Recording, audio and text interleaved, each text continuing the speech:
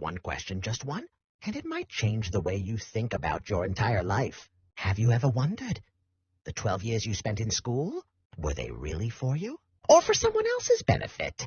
Wait, before you answer, watch this till the end. Because what I'm about to tell you might just pull the ground out from under your feet. Here's the truth. Most of the world's richest, most successful people either dropped out of school or never seriously followed the system at all. And on the other side, millions of people are still following that exact same system, blindly believing it's the only path to success. So the real question is, whose fault is that? Yours or the system's? The one nobody ever told you, the real reason it was built. Let's go back to where this story actually starts. A war breaks out.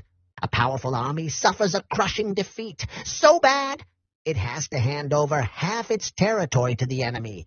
Why did they lose? The army wasn't weak. The problem was that every soldier was thinking for himself, making his own decisions, while the opposing army was doing just one thing, following orders. The losing side made a decision. This would never happen again, and the path they chose to prevent it would go on to reshape the world for the next 200 years. They built a system designed to teach children from a very young age, don't ask questions, just do as you're told.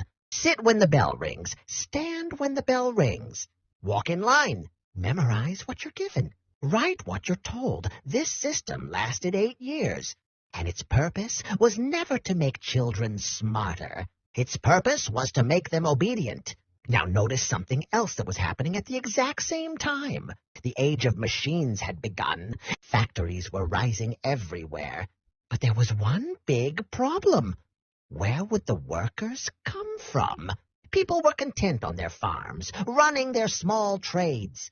Why would anyone willingly leave that behind to labor day and night for someone else's profit? The answer had already arrived.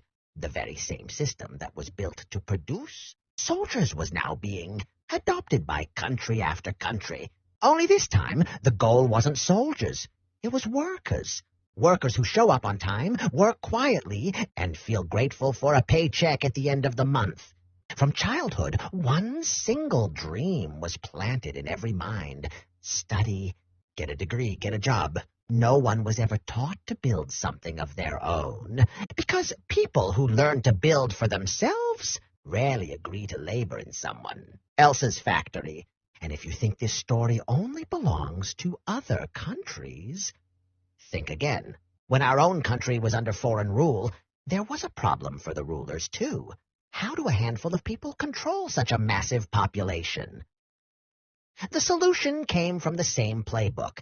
A new education system was introduced, presented as being for the people's own good, to civilize them. But the real purpose was different. To create people who were of this land in blood and color, but loyal in thought and mind to someone else. Clerks in offices, soldiers in the army, the very people once used against their own. And most of them never even realized it. It's been 78 years since independence. But did the system really change, or did only the name change, while the structure stayed the same? Now think about your own life. You're born.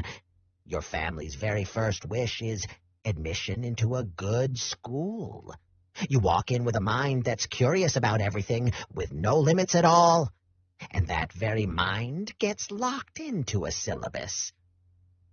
Think outside it, and you're marked down. Told this is right, everything else doesn't matter.